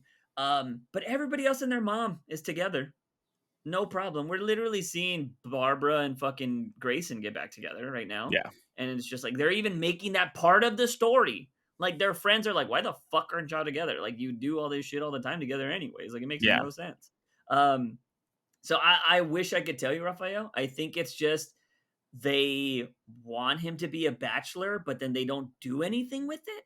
Like it makes no sense. Like Well, no, what is the point of having him be a bachelor if you're I mean, he doesn't like to eat certain things apparently because he's a superhero. So it's just like why I don't necessarily know if the reasoning is because he's a bachelor. I think it's more so the, oh, I can never be with somebody because they're always in danger and they can never have a normal life with me. Um, Catwoman that's the is, loner thing again though. yeah, You know? but Yeah. it's this idea of like, we've seen Catwoman, you know, defend herself. She is Yeah. not scared of the life that Batman is a part of. Hell, she's a part of that life. Yeah. Uh, so there's nothing She normal outlived about their Batman. yeah. There's nothing normal about their relationship, and that's okay. Yeah. You know, I we've had this discussion many times. Um, it is very hypocritical that you can say, "Oh, I think it's okay for Superman to have a wife and child, and Barry Allen to have an on and off relationship, but still mainly have his story surrounding his relationship. Wally Yeah. West has a family and kids now." Like, you look at everybody in the DC universe, they are either having a relationship trouble or relationships, while Batman's relationship is non-existent. Yeah. Like, that is, why it Yeah. doesn't make sense. The only thing that I could see right now is if they are going to continue doing this, then just give everybody Batman and Wonder Woman. If you're not going to keep Batman and Catwoman together, then just make Batman and Wonder Woman date. Because everybody wants that outside of Catwoman. Yeah. Like, just do it. They're part of the Justice League. You can't say that he would have to worry about her because, I mean, that would just be dumb. And like, yeah, it makes no sense Wonder because, Woman, like, I have to protect you. yeah, right. That's misogynist Batman. Um, but like, I just think it would be, yeah. I mean, your argument is dumb, right? Like, your argument is solid. It is dumb the way DC thinks that, like, oh yeah, Superman's wife totally fine because he's Superman. He could be anywhere. I mean, he can't be anywhere when he has kryptonite shoved in his body. So Or it's like, all currently right, when he's off freaking planet. yeah. You can literally but we had to age up his son. All right, well, so we just put kryptonite in the sun. Superman's off limits. Wonder Girl's partying on other planets, or Supergirl. So now we can kill Lois. Like, it's so easy because Lois can't defend herself unless. Oh, actually, depending on what you read, she's strong enough to get in the fucking what is that suit called? The bat suit. Oh yeah, yeah, yeah. Yeah, that's supposed to kill you, and she's able to pilot it because she's a mom. And I'm just like, okay, all right. But remember, she is the world's greatest detective, Clay. So let's not forget that. So maybe she is One of the extremely strong. world's greatest Yeah, detectives, one of the world's greatest. along with Harvey. What? No, no, freaking, not Harvey Dent. Freaking, what's his name? That works with Gordon. Oh wow, Harvey. Yeah, It's not. Yeah. His name's Harvey. I forget his last name actually. Bullock. yeah, Harvey Bullock. Yeah, Yeah, yeah, yeah. everybody calls him Bullock. He was he was a part of that team that Yeah. Bendis was writing. I'm like, Jesus Christ. Yeah, so weird. Which reminds me, if Snyder was to ever come back, he should do that one-shot story that he did of all the detective stories. Yes, he should. That's the one thing I would love to see Snyder write again. Yep. Unless he brings back fucking clown face guy. I hate him so much I can't even remember his name anymore. Batman Who Laughs. Yeah. Although Sideshow's making a new statue of it, that looks fucking awesome. Yeah. So yeah, there's hopefully that answers it. But we'll be talking about this topic, I feel like, in the future. So what else do we got? Let's see. Ivan Jr. asks, I appreciate you guys answering my question. Now, top 5 favorite food spots. I feel like we would have to include fast food here, right? Yeah. Because I could come up with 5 places that are not fast food, but let's just say recently, what are the top 5 places you're eating? I've actually eaten a lot at Popeyes. Okay. It's like, because you have one close by you? I have to go to the one next to you. You're that close to me? Well, Yeah. Hold on. Tell me off camera, because obviously I don't want to dox myself. But there's a new one by me. Yeah. You're going to the new one? Yeah. By a particular big grocery store? Yeah. Wow, you're a lot closer to me then. Yeah. Which is weird. Yeah, I am. Interesting. Yeah. So I've been eating a lot of Popeyes. I've been, just because in the area that we're in, there's a lot of mom and pop Mexican restaurants. Yeah. So I've been, picking and choosing from those a whole lot. But if we're sticking to like chain stuff and bigger names, one place that I can never give up, and I haven't had in a while, but I have a feeling that I'm probably going to get it this weekend, is Freebird's World Burritos. Think of Chipotle, but less healthy. That's honestly what it is. Yeah. You could try to, because they have the vegan stuff. They try to adapt to the way people eat nowadays. But back in the day, it was like, oh, you want your meat? And they would have gloves, but they would like handful it and just be like, here you go, man. And it was like this monster thing of a burrito. And they're huge. Like, they have, I think, the record for largest burrito, which I believe is called a super monster. It's like, you can have a Freebird, you can have a hybrid, which is a really, really small one. You can have a monster burrito and then a super monster. And they're absolutely just amazing at what they do. It, again, like Chipotle, like a Subway, it's like a assembly line type of thing. Yeah. You put everything that you want on it. Really, really good stuff. So to there, I kind of regret it because it did not taste amazing, but I also grabbed some Panda Express the other day. I actually like Panda. I like Panda. Oh, so it wasn't amazing the day you got it? Yeah. Oh, okay. And that one, again, because I'm so close to you, is the one right near you. And then what's some other? Just yesterday, I picked up some Sonic. Been really like right between 2 and 4. The whole like half off of every drink or whatever. I'm like, yep, gonna definitely do that. And then let's see, a fifth one. What is something main, like, big name? What's the You know what? pizza spot you're getting the most? I've been craving a lot of pizza, and the one that is closest to us is Pizza Hut. Yeah, Classic. nice. Yeah. Yeah, I my goal this year was not to eat a lot of fast food. I have broken that. Um, lately, the one place I have for years, I want to say the whole time I was working at our old job, I never went to this place, but I have been going there a lot lately. McDonald's. I have never like I've always been like ugh McDonald's ugh gross. But lately, like I was craving nuggets one day and I got their fries and I got like a drink and I was like, okay, not bad. It's kind of cheap, you know. And then I started getting quarter pounders recently, and I'm just like, not bad for just being a little burger. Because sometimes I just want a little burger. You know what I mean? Dude, I don't do want. you know how sad Quarter Pounder used to be a huge burger? Yeah, I don't know what happened. So I go to Mickey D's a lot. Popeyes is actually one as well. That I've went to every once in a while just to get the nuggets. I just try to get chicken in a lot of places I go. Um, Chick-fil-A, chicken again.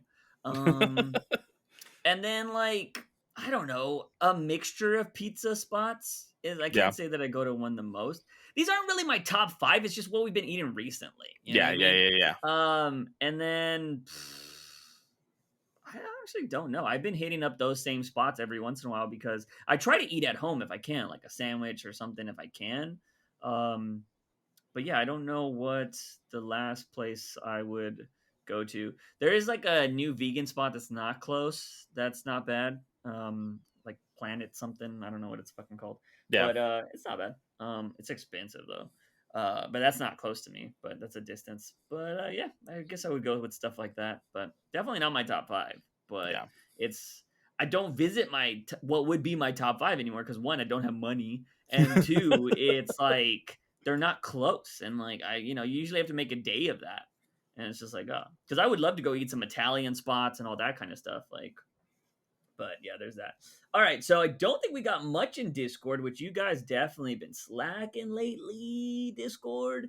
Um, but from my understanding, we got what, maybe two questions? Or is it just the Ponderer this week? Because we did have a conversation. I asked everybody in Discord what they would want in general if we didn't do reviews and stuff, and so everybody's kind of giving their opinions there. But right now, it looks like we only have the Ponderer from what I'm seeing. What is your favorite Batman quote? Currently, I think my favorite Batman quote is one of two. Mm-hmm. Um, One is it's very two opposite sides of the coin in the sense of like who you know Batman to be. Mm-hmm. One is the quote of him talking to Bane, the "I'm still here" quote. Yeah, yeah, Um, classic. amazing quote by the Tom King. And then another one is from Jeff Johns. When he tells Clark the only real inspiration you ever were was when you were dead. Yeah, Um, and that is just like, oh fuck, you know. yeah, We've referenced that quote so many times in this podcast, but it shows like he's not afraid to speak his mind and to tell people like the harsh truth when it needs to be said. yeah. Yeah, no, I really enjoy that. I would have to say that Tom King quote in recent memory is definitely my favorite because it's like a motivational quote as well. Yeah. Like you know what I mean when you read it all in context, and I'm like, damn, that is fucking awesome. And so I love that. But like another favorite one is the quote of him saying, um, what is it? The one about justice is equal opportunity. Like that fucking Oh quote is yes, on hilarious, and I on love Brave it. and the Bold when Yeah, he's fighting the trans yeah, villain, and he's like, uh the the hand of justice is unisex. yeah, yeah. He has one about equality as well, because like he hits a woman, and it's all like she's like, "You Oh, can't hit a okay, woman," and he's all like, he says it in something else. I think it's in a whole different show or okay, comic or okay, something okay. like that. But Yeah, it's fucking hilarious. I love that quote in general too. But of course, I think also the classics. You know, I mean, I just don't want to include the classics because I feel like everybody just loves those, like "I am Batman," and then the quote from the Scarecrow episode um in Batman the Animated Series where he's like, "I am vengeance, I am the night, no, I'm Batman." You know, Yeah. because that shit's just classic. It's crazy that some people are gonna grow up nowadays with their favorite quote being vengeance. Like that is gonna be some of people's favorite quotes ever. Yeah. So, which is pretty crazy, but that just shows you that Batman, survives the test of time. Although we just didn't like that version of it, which kind of sucks. But that is it, ladies and gentlemen. Clay, what do we have next week for comics? I think we actually have books to look Yes. at. So next week, let me actually bring it up. Next week is the release dates of the 21st. It looks like we have Superman, Batman Superman World's Finest number 4. Hmm. Um, That one's been getting wacky. we have things to say about Batman the Knight number 6. Lots Uh, of things. I do at Catwoman, least. Catwoman 44. Um, and then we have, it looks like Nightwing 93 is there as well. As far as this Dark Crisis Young Justice, Hmm. I know that Tim Drake is going to be a part of it. Let me go ahead and read it beforehand to see if it's anything that we necessarily need to Yeah. talk about overall. Yeah. Also, something that I saw on CBR that we didn't cover. It just got reminded of it right now. Tim Drake is going to be getting a spin-off Solo series. series. Yeah. Yeah, solo series from the Pride issue. Which the Pride issue, if you're asking why we didn't cover it, it was all retold stories. Yes, it was So basically everything from his arc in Urban Legends just yeah. made into one solid comic. Now, the only downside to his solo series is that the main artist is Riley Rosmo, the main artist of Harley Quinn's run. The goofy Yeah, looking the art. very goofy, the very Ugh. like it's very like big eye, little eye, very Yeah. animated jaw stuff. Yeah. Oh, see, you can't do that when you're trying to tell these like because our biggest gripe with Tim Drake was not that he's bisexual. We don't have a problem with that. Was that they did it in a fucking book nobody's reading. Yeah. And then like now they do this Pride issue during Pride and they're like he's getting a solo series. Like I can't take it serious if it feels like you're not taking it serious. Now granted some people probably love that art style. But it gives off Invader Zim's style like Yes, kind of it's art to very me. Invader Zim type Yeah. of art. I have always said Riley Rosmo works best in Halloween themed books. Mhm. Because Riley Rosmo had a very good story in a Halloween special with Deadman with Mhm. Batman and Robin. I And think I remember that it one. was very organic feeling Yeah. with the way the art was. Just like seeing Harley, it works for Harley because of how crazy it is. I didn't know this until recently. Batwoman has basically been a supporting character in that story with Mhm. Harley recently. Uh so she has been a big part of that story, and I've seen a lot of Rosmo's art with Batwoman. I'm like, okay, some of these panels look great and then some of Yeah. them just look weird because of the art style. But having to look at that every single month for Tim Drake Yeah. is going to be a little annoying. Yeah, I agree. I don't agree with the art choice. Great artist, but just not for this particular thing. I just wish, Tim Drake, I feel like if you are going to continue, which we said if you are going to make these characters bisexual or something, you need to do something with these characters. And hopefully we spoke that into the ether because it seems like they're continuing with John and it seems like they're going to continue it with Tim Drake here. Um Personally, just for a little bit of drama, I would have loved some, Stephanie Brown issues happening here, but I feel like that would have been like, oh, you're just making Oh, Stephanie Brown toxic. I will say this one thing that you might want to go read, because there was some controversy around it. Hmm. Um, but we talked about the possibility of maybe Damien was not completely on board with the whole uh, John being bisexual thing, not necessarily because he is, anti LGBTQ, but Yeah. he was ignorant to what that all is. Yeah. And like, there was a story, the very first story in the Pride issue Hmm. was him. basically like thinking that pride and everything else is or was what it used to be. And so like he was like, "Oh yeah, we're going to a pride parade. Let me get some tear gas and all of this other stuff." And John's like, "Chill the fuck out. What are you talking about?" Like Was he in the back of a U-Haul? What the fuck? What the fuck? well like What?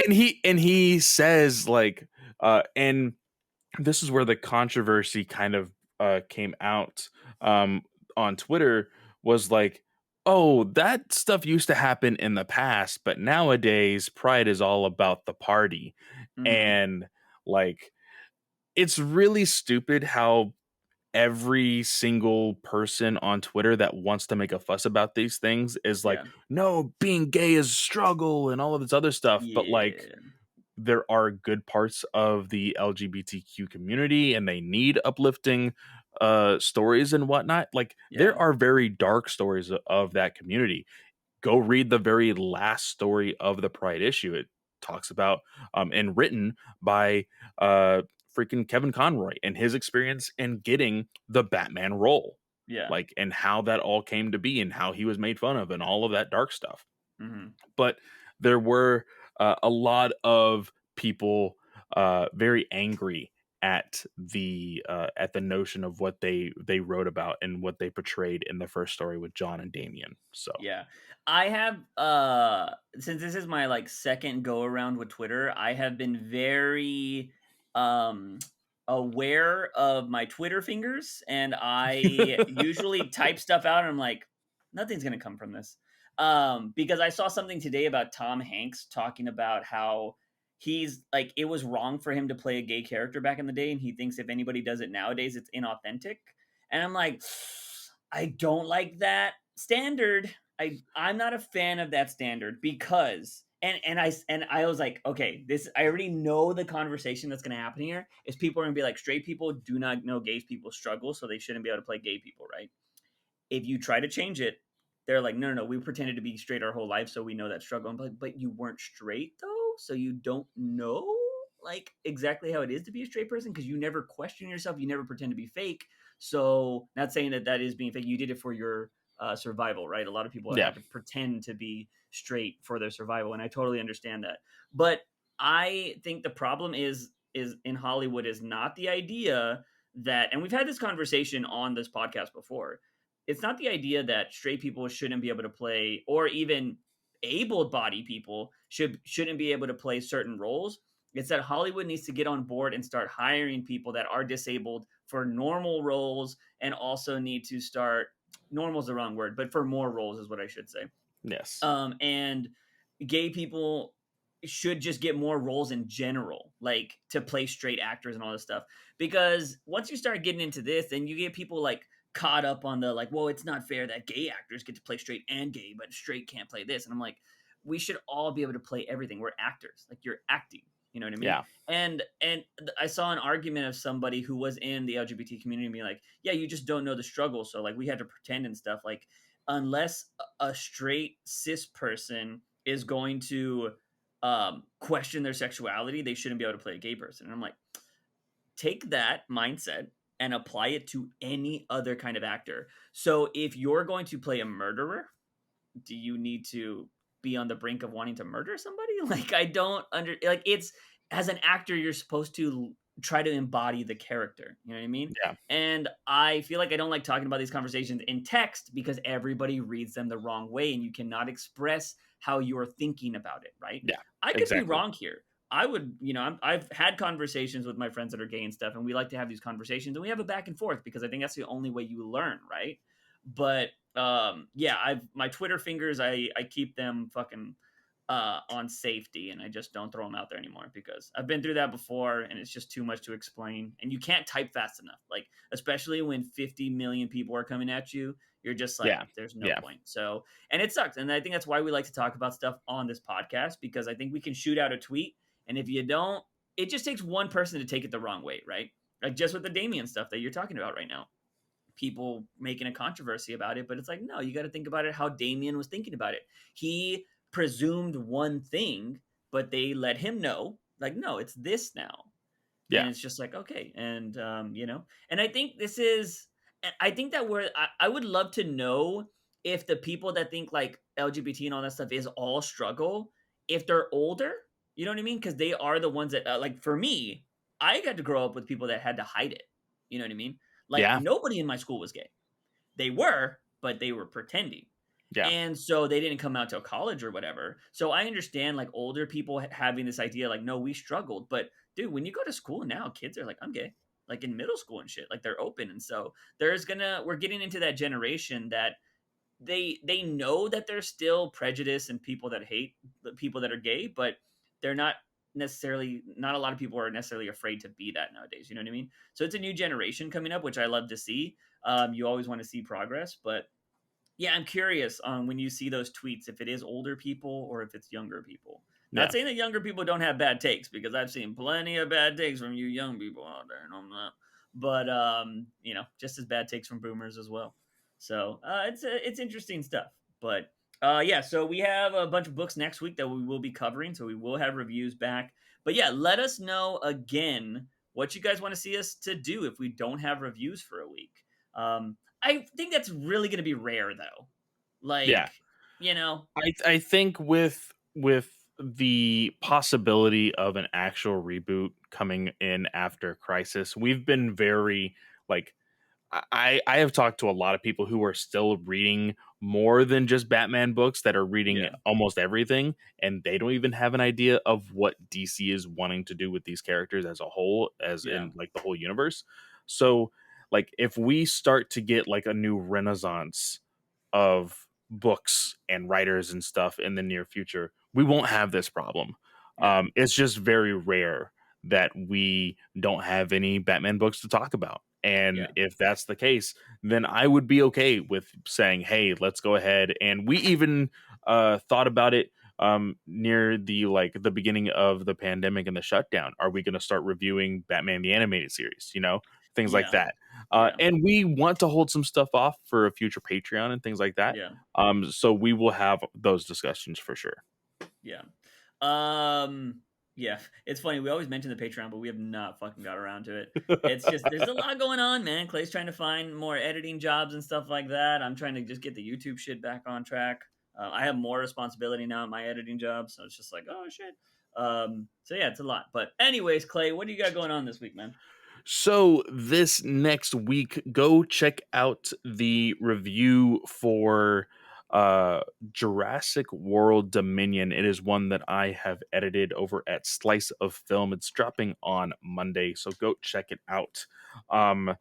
Katie and Taylor reviewed that one. I haven't seen the movie yet, so I did get spoiled on some stuff, but I was I like, hear eh. it's bad. I've heard if you love dinosaurs, you'll love dinosaurs, but if you are really itching for a story, it's not really there. Is Yeah, it's what I've unfortunate. heard. I saw Um, these two dudes talking about how Chris Pratt's like shush hand movement is so bullshit.